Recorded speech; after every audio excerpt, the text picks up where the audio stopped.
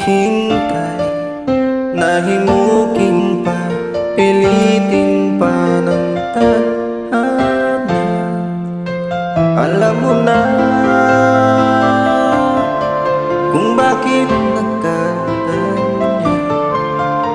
lumulutang nasasayang ang buhay mo at yung binubulong ng iyong puso.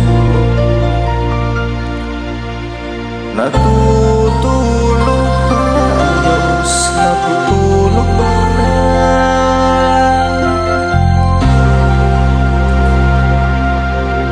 Ba't ikaw ay kaagad sumusuko?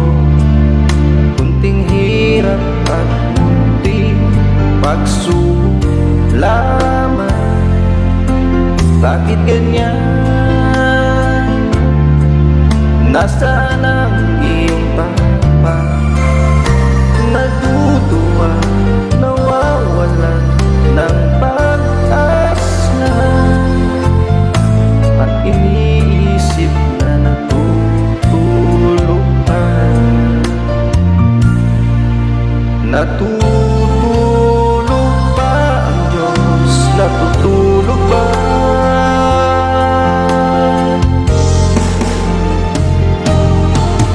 Sikapin mo, pilitin mo, tibayan ang iyong puso.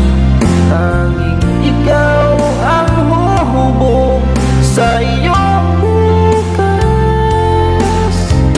Huwag mo sanang akalain natutulog pa ang Diyos.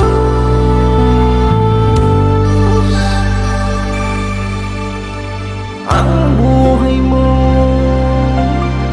ay mayroong halaga sa Kanya.